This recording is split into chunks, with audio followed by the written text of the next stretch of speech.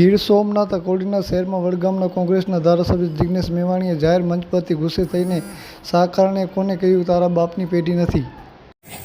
કે ગીર સોમનાથ અને ગુજરાત એ ગીર સોમનાથની અને ગુજરાતની જનતાનું છે। કલેક્ટર તારા બાપની પેઢી નથી અને તારા જેવી કંઈક 1400 ને સીધી કરવા જ અમારો જન્મ થયેલો છે।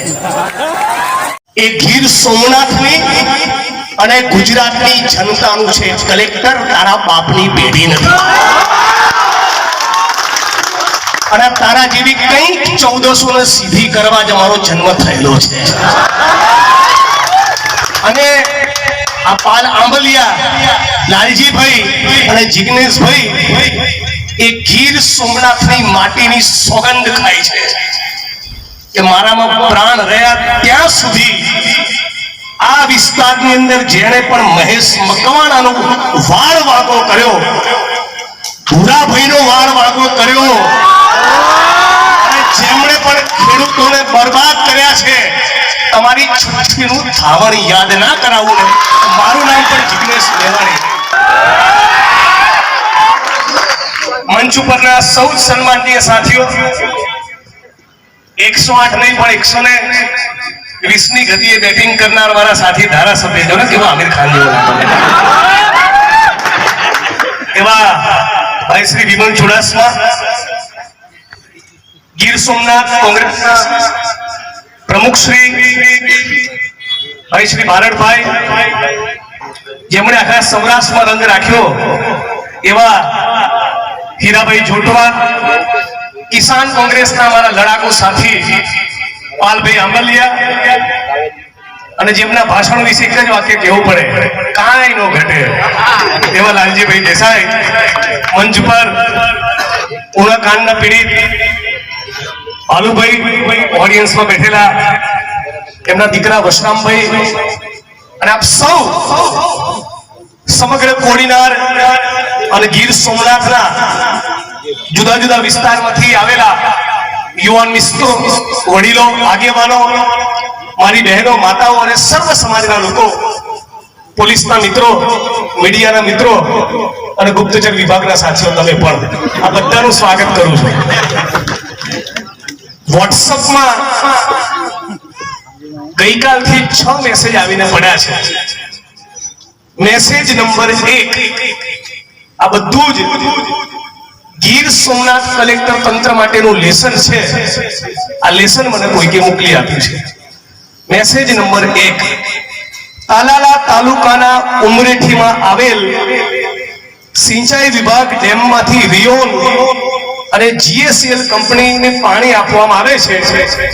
પાણી પેઠે 750 કરોડ રૂપિયાની રકમ કલેક્ટર તંત્રએ એમની પાસેથી ઉઘરાવવાની બાકી છે। તંત્રમાં પાણી નહીં હોવાના કારણે આ ઉઘરાણી કરતા નથી। મેસેજ નંબર 2, હિરણ નદીમાં કલેક્ટર તંત્રની મીઠી રહેમના કારણે એટલું ભયંકર પ્રદૂષણ ફેલાયું છે કે ગીર સોમનાથના કેટલાક મિત્રોએ એ નામદાર ગુજરાત હાઈકોર્ટમાં જાહેર હિતની અરજી દાખલ કરવી પડી। મેસેજ નંબર 3, ગીર સોમનાથ જિલ્લાના તાલાલા તાલુકાના ગીર અભયારણ્ય વિસ્તારમાં અનેક ગેરકાયદેસર ફાર્મ અને રિસોર્ટ ચાલુ છે। જિગ્નેશભાઈ સમયની અનુકૂળતા મળીએ સરકારી તંત્રના, કલેક્ટર તંત્રના પાપ વિશે 240 પાનાની પીડીએફ તમને મોકલી આપીશ। મેસેજ નંબર 4, ગીર સોમનાથના તાલુલા નગરપાલિકાની હદમાં આવેલ ઘણા બધા કોમ્પ્લેક્સ એપાર્ટમેન્ટ બિલ્ડિંગ એ પરવાનગી વગરની ઊભી કરેલી રેસિડેન્સી છે અને તમામ જગ્યા ઉપર મોટા મોટા કોમ્પ્લેક્સ એપાર્ટમેન્ટ બિલ્ડિંગ ધમધમી રહ્યા છે। 2 વર્ષથી લગાતાર ગીર સોમનાથ જિલ્લાથી ગાંધીનગર સુધી અનેક વખત મૌખિક અને લેખિત રજૂઆતો કરવા છતાં આ મગરમચ્છોના બાંધકામ તોડવાનું પાણી એ કલેક્ટર તંત્રમાં નથી।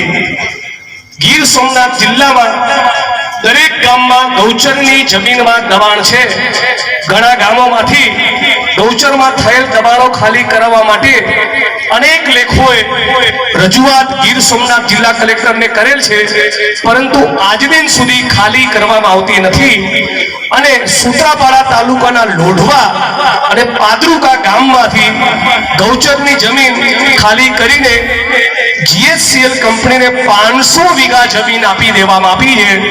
કલેક્ટર તંત્રમાં પાણી હોય તો આ પણ ખુલ્લું કરીને બતાવે. અને મેસેજ નંબર 6, ગીર સોમનાથ જિલ્લામાં ચાલતી ઘણી બધી કંપનીઓ લાઇમસ્ટોનની લીજોમાંથી ખનીજ કાઢી રહ્યા છે. ગીર સોમનાથ કલેક્ટર તંત્રમાં તાકાત હોય, એમનામાં પાણી હોય તો આ ઇકો સેન્સિટિવ ઝોન અભયારણ્ય અને સમગ્ર વિસ્તારમાં ચાલતી આ ગેરકાયદેસર ખાણ ખનીજ બંધ કરીને બતાવે.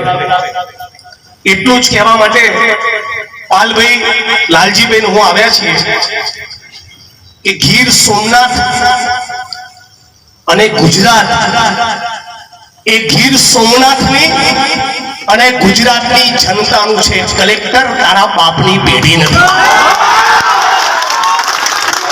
અને તારા જેવી કંઈક 1400 ને સીધી કરવા જ અમારો જન્મ થયેલો છે. અને આ પાલ આંબલિયા લાલજીભાઈ અને જિગ્નેશભાઈ એ ગીર સોમનાથની માટીની સોગંદ ખાય છે કે મારામાં પ્રાણ રહ્યા ત્યાં સુધી આ વિસ્તારની અંદર જેણે પણ મહેશ મકવાણાનો વાળ વાગો કર્યો, ભૂરાભાઈનો વાળ વાગો કર્યો અને જેમણે પણ ખેડૂતોને બરબાદ કર્યા છે, તમારી છઠ્ઠીનું ધાવણ યાદ ના કરાવું ને. મારું નામ પણ જિગ્નેશ મેવાણી. એ શેની તમને ચરબી ચડી છે? શેનો ફાટવા ચડ્યો છે? હે કલેક્ટર તંત્ર લગી મોટી તોપ છો? ધારાસભ્ય હોય, સંસદ સભ્ય હોય, કેબિનેટ મિનિસ્ટર હોય, આઈએસ હોય કે આઈપીએસ હોય, બધા જનતાથી મોટું કોઈ નથી. એ વાત આપણે જનતાએ સમજી લેવી. આ છે 6 મેસેજ જે મને પહોંચ્યા, જેનું મેં પઠન કર્યું. અને અરજી જે રામભાઈ એસ સોલંકી એ પાલભાઈએ વાંચી. કલેક્ટર તંત્રમાં પાણી હોય તો ચાલો કોડીનારની બજારમાં વિમલ ચુડાસમા અને જિગ્નેશ મેવાણી તમારી જોડે આવશે. તાકાત હોય તો ગેરકાયદેસર બાંધકામો દૂર કરીને બતાવો. તાકાત હોય તમારામાં તો ગેરકાયદેસર ખનનના કામ બંધ કરીને બતાવો. ભગાભાઈના પોતાના ગામ બાદલપરાની અંદર મશીનો પહોંચ્યા તંત્રના, અને પછી તપાસ કરતા માપણી કરતા ખબર પડી આ તો પાકા અને સાચા મકાનો છે. અને પછી એ મશીનો પાછા ગયા. સાથીઓ, હું આજે ભાષણ કરીને જતો રહીશ. પાલભાઈ લાલજીભાઈ બધા મિત્રો જતા રહેશું. અહીંના કલેક્ટર એસપી બધા બદલાશે, પણ ગીર સોમનાથ અને કોડીનારનો ઇતિહાસ લખાશે ને તેમાં ભૂરાભાઈ અને મહેશ મકવાણાનું નામ લખાશે.